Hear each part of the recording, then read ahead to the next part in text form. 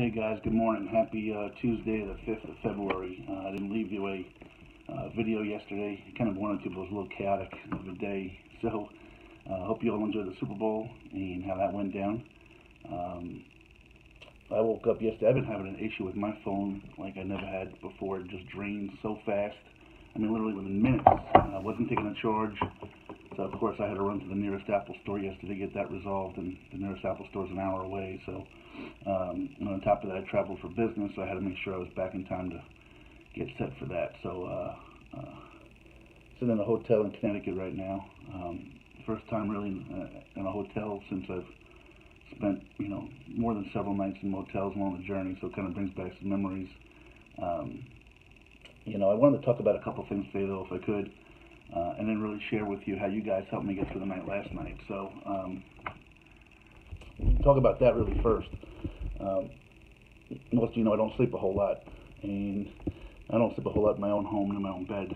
Certainly don't sleep a whole lot in hotels and motels. So, got here last night, 9 o'clock, tried to go to sleep, 10 o'clock, 10:30. I fell asleep.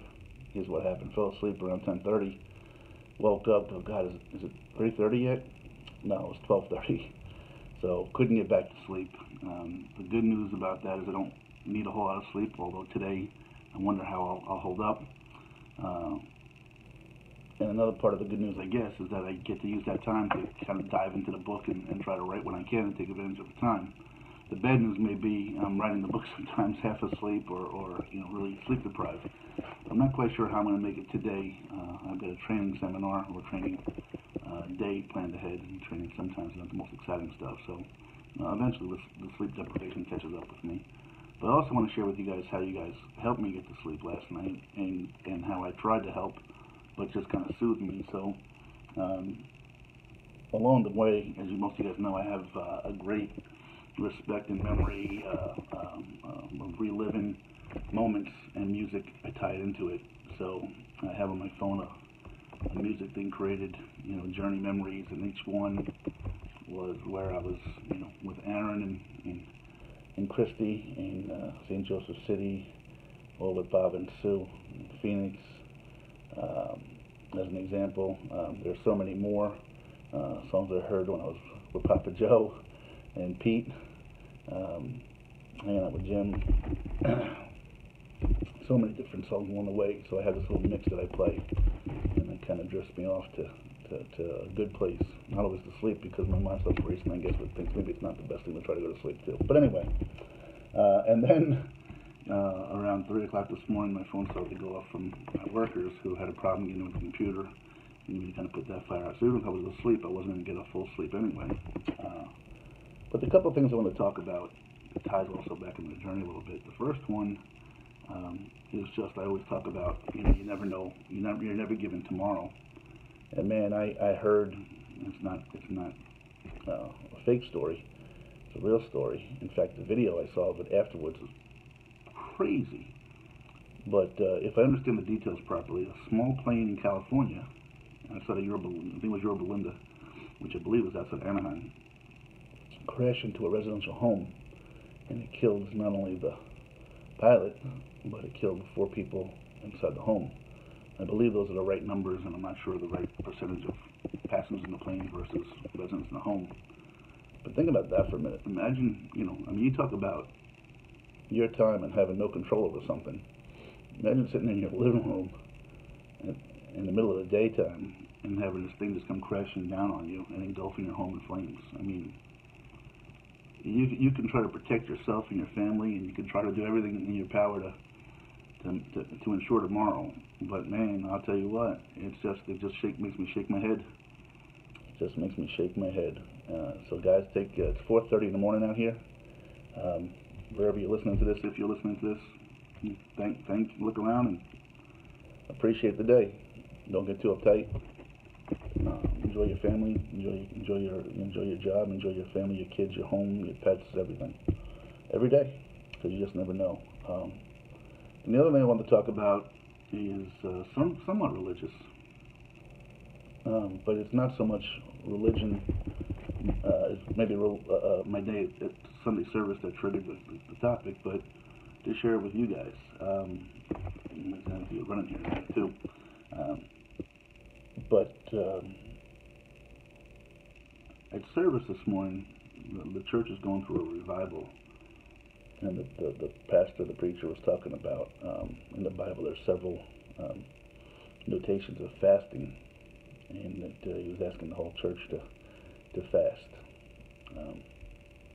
And he wanted the whole church to commit it. This particular Sunday wasn't so much the topic. I really do enjoy that church and that pastor, but I didn't really connect this weekend with it as much as I had previously. And my daughter is still, I just see it, and I guess it frustrates me a little bit because I wish she could not be quite as cynical, but I can't blame her for it because that was me back in the day too. So, but anyway, I talk about the fasting part of it, and there were 2 times in my life, and I will tell you this, some of you may or may not know, I don't know what year it was now, 5, 6 years ago, I had the gastric bypass surgery. And before you go in for the surgery, there's a funny story about that too, but that also I saw on TV last night. Well, let me talk about that before I get into the gastric bypass surgery. So I'm watching TV last night, and there's one of these channels about a woman who, like, my 600-pound life or something like that, and she's going for the surgery, and she has to lose 50 pounds in a week to qualify for the surgery. Mine was actually a little bit different. I was a big guy, but when I went for this seminar, and they said it was an option, and I considered it because they said it would get rid of my sleep apnea immediately. So that intrigued me. So they said, call your health insurance. So I called up my health insurance, and they ask you the information. They essentially asked me my height and my weight, and my BMI or something like that. And I don't know if they even asked my BMI, they calculated my BMI. But the gentleman, I had him on speakerphone, the guy in my office, because I thought it was, I kind of wanted to witness. But what he said was priceless to me. So he said, James, unfortunately, you're not morbidly obese right now. You need to put on about 10 pounds for you to qualify for the surgery. So here I was overweight and couldn't shake it. And the only way I can qualify for the surgery was by putting more weight on. And no one really knew about this at the time. And then one day, I was at this grocery store, and they had those little racks of ribs about this long, and they called Lloyd's racks of ribs or something, and like $5 a pop. And I must have had 10 or 12 in my cart. And I ran into a neighbor friend of mine, Adam, who was probably the first person I told about this. And Adam's like, Jesus, Jim, what are you doing? Having a party or something? I said, no, it's my new diet, a rack of ribs a day. And he's like, what? And I told him the story, and he just laughed, that I actually had to put on weight to go have weight loss surgery. And it's true, and I did. And then, so I bulked up, and I qualified. Anyway, the point I'm trying to make, though, is there are things that you don't think you can do. There are things that at least for me, one of the reasons I put on so much weight is I just had this kind of boredom that if I'm bored, I go to the refrigerator, I go to the closet every 10, 15 minutes. And I'm basically grazing all day long. And when you have the kids and they're watching TV and stuff you don't want to watch, it's just, I don't know, I just ballooned up over a period of 2 or 3 or 4 years. But anyway, before the surgery, you go on this point where for 10 days you do nothing but have these 4 liquid, essentially protein shakes. And I'm saying to myself, there's just no way I could do that. And if you asked me 2 weeks earlier, hey, if you do this 10-day protein shake for a day and supplemented, I think, in the middle with some water, you'd lose weight. Well, they didn't do it for the losing the weight purpose. They did it to get me as thin as could be for the surgery so the doctors can move around a little bit if possible. But what I found was, as hard as it was the first day, it was a little easier the second day, a little easier the third day, and then I was doing it. And by the time in a 10-day interval, I think I lost 13 or 14 pounds before the surgery. And had the surgery not been there, it wasn't the surgery itself, but just showed me that I can do something, that I lost 14 pounds in 10 days when, if you had bet me, if you would just not even bet me, just said, Jim, I'll give you $1,000 if you can do that, I wouldn't have the willpower to do it. So, in a sense, I fasted to some degree, even though I drank these protein shakes. But, this is interpretive now. So I know in the Bible and anywhere else, people talk about fasting. I mean, no food or drink into your body at all. And it sounds difficult and impossible. But I can also say this, in the journey, especially the last third of it, out in the desert, there were many, many, many days when by 9 o'clock in the morning, I'm saying to myself, there's no way I'm going to get through today. I'm already hungry. I'm already thirsty. I don't have enough for a lot. And I was just saying to myself, there's no way I'm gonna get through there. And the point is that so many of us are used to, I mean, there are a lot of people in the world that are not well off and struggle for food or in everyday life. I don't mean homeless people. I mean just people that are needy and struggle, and they make do on some tomato soup and some bread sandwiches and things like that.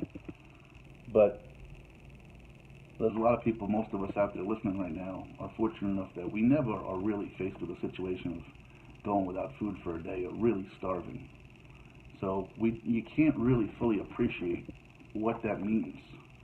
And while I'm not encourage anybody to fast, the best thing I can liken it to is somebody that's in the military. I've never been, but I imagine as these troops are out there, they would certainly like to have a cheeseburger a whole lot than a package of packaged dried rations, And these guys are out there, much like I was, in conditions that are again, not a bed and a mattress and a blanket and air conditioning. But it really changes who you are as a person mentally into the positive of what you can do. And so, in a sense, one of the things I was kind of, as he was talking about this, was fasting to the level I did it. Again, was something I never was forced to do in my lifetime. I've always been fortunate enough to have, food nearby.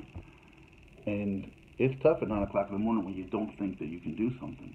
But when you do it and you survive it and you go, hey, I did that. That's not too bad. It does change your mind. It gives you a different perspective. It's kind of like those people that, you grow up in a tough condition, or you lose a family member, or whatever happens. But you think in the moment that there's no light at the end of the tunnel, and then you find a way to fight through it. The human spirit fights through it, and you come out the other side different. Not necessarily ready to beat the world down, but definitely different. And that's what my fasting portion of the journey did for me. And again, I'm not trying to insult anybody when I'm comparing what I did to true fasting, but in a way, going without for as long a period of time for me was a form of, and it changed a little bit who I was. So, guys, thanks for following. Love you.